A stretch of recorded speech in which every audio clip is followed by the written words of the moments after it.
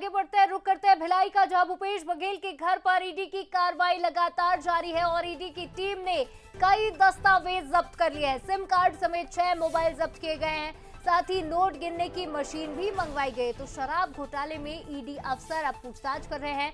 10 से ज्यादा ठिकानों पर ईडी की पूछताछ जारी है। लगभग 14 ठिकानों पर दबिश दी गई थी, जिसमें भूपेश बघेल के बेटे के ठिकानों पर भी दबिश दी गई थी। राइस मिलर, सराफा व्यापारी और होटल व्यवसाय भी इन सब में शामिल है। तो सभी पूर्व सीएम भूपेश बघेल के करीबी बताए जा रहे हैं, जिनके घरों पर और ठिकानों पर छापेमार कार्रवाई जारी है। तो ईडी को मिले कई दस्तावेज अब खंगाले जा रहे हैं और सभी से क्रॉस क्वेश्चनिंग भी जारी है।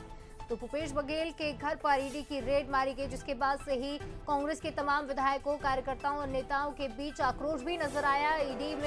ईडी की कार्रवाई के दौरान भूपेश बघेल के निवास पर भी पहुंचे बड़ी संख्या में नेता और कार्यकर्ता और तमाम बड़े चेहरे कांग्रेस के जो हैं वो भिलाई में इस वक्त मौजूद है। भूपेश बघेल के निवास पर पहुंचे हैं, विरोध प्रदर्शन लगातार किया जा रहा है, नारेबाजी की जा रही थी और यह अल्टीमेटम दिया गया था कि अगर ईडी की कार्रवाई को बंद नहीं किया गया, खत्म नहीं किया गया, तो कांग्रेस बड़ा आंदोलन कर सकती है, बड़ा प्रदर्शन कर सकती है।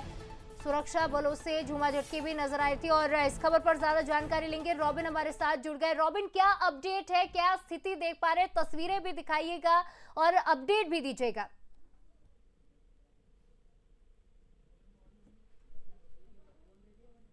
रॉबिन, क्या आप हमें सुन पा रहे हैं? तो देखिए, जल्द ही हम अपने सहयोगियों से जानकारी लेंगे, लेकिन भूपेश बघेल के निवास पर ईडी की रेड पड़ी है और कई दिग्गज नेता अब भूपेश बघेल के निवास पर पहुंचे हैं। और इस वक्त की बड़ी खबर यह है कि सिम कार्ड समेत 6 मोबाइल जब्त कर लिए गए हैं, नोट गिनने की मशीन भी मंगवाई गई है। ऐसे में यह कहा जा सकता है कि ईडी के हाथ कुछ बड़ा जरूर लगा है। पूर्व सीएम भूपेश बघेल के घर के बाहर, और आप देख सकते हैं किस प्रकार से जो कार्यकर्ता है गाड़ी को रोक रहे हैं। जो गाड़ी है ईडी की गाड़ी बताई जा रही है, ईडी के अधिकारी इसके अंदर बैठे हुए हैं और लगातार जो है उनको हटाने की कोशिश की जा रही है। बताया जा रहा है कि इस गाड़ी के अंदर वो मशीन भी है और वो कैश भी है।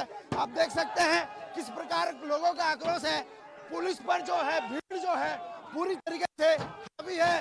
इस प्रकार जो है ईडी के अब यहाँ पे जिस प्रकार जो कार्यकर्ताओं को धक्का मारेगा, निश्चित ही इन सब पर जो है एफआईआर निश्चित है। जिस प्रकार जो धक्का मुक्की किया जा रहा है, लो जो अब देख सकते हैं लगातार जो खुद मौके पर एडिशनल एसपी जो है सुखनंदन राठौर वो मौजूद है और कहीं ना कहीं गाड़ी को जो रोका जा रहा है, गाड़ी जो कार्यकर्ता द्वारा निकल रहा है, उनका जो समर्थक है अब उनके द्वारा आप देख सकते हैं किस प्रकार की जो धक्का मुक्की समर्थकों और पुलिस के बीच में हो रही है।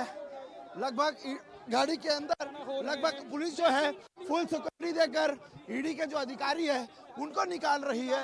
और देख सकते हैं इसी गाड़ी के अंदर जो है कैश भी है और साथ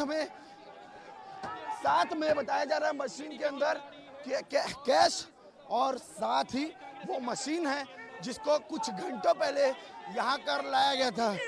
जो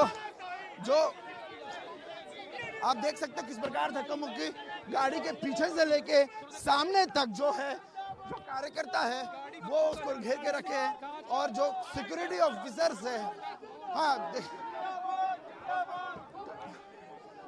भारी सिक्योरिटी में यहाँ से ईडी के अधिकारियों को और वो मशीन कैश को ले जाया जा रहा है, जिसको यहाँ पर लेके आया गया था। और जो कार्यकर्ता है उनका आक्रोश जो है ईडी के अधिकारी और यहाँ के जो लोकल पुलिस है उनको देखने को मिला। बंसल न्यूज के लिए भिलाई से रॉबिन मल ठाकुर की रिपोर्ट।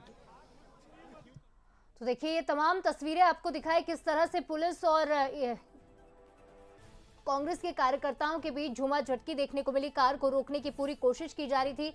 ये वही कार है जिसमें ईडी के अधिकारी और नोट गिनने की मशीन के साथ साथ जो दस्तावेज जब्त किए गए हैं वो इस कार में रखे हुए थे, जिसे रोकने की कोशिश तमाम कार्यकर्ता करते नजर आए। लेकिन सुरक्षा बल भी यहाँ पर मौके पर मौजूद है, पुलिस की टीम मौके पर मौजूद है और तमाम कांग्रेस कार्यकर्ताओं को खदेड़ने की कोशिश लगातार की जा रही है। आपको याद दिला दे, कई बड़े दिग्गज चेहरे, आप देखिए तस्वीरें एक्सक्लूसिव बंसल न्यूज पर, ये एक्सक्लूसिव तस्वीरें आप देखिए। ये वही कार है जिसमें नोट गिनने की मशीन और वो तमाम दस्तावेज शामिल है, वो कैश शामिल है जो भूपेश बघेल के निवास से जब्त किया गया है। ईडी की टीम की ओर से लगभग 9 से 10 घंटे की ये कार्रवाई, जिसके बाद ईडी की टीम देखिए दस्तावेज और वो तमाम कैश और मशीन लेकर बाहर निकली है। सुरक्षा बल भी मौके पर मौजूद है, लेकिन पुलिस का डर भी कांग्रेस कार्यकर्ताओं को नहीं रहा। देखिए किस तरह से इस गाड़ी को रोकने की हर संभव कोशिश उनकी ओर से की गई, लेकिन पुलिस और कार्यकर्ताओं के बीच भी जमकर झूमाझटकी हुई। और ये एक्सक्लूसिव तस्वीरें आपको बंसल न्यूज पर दिखा रहे हैं। देखिए किस तरह से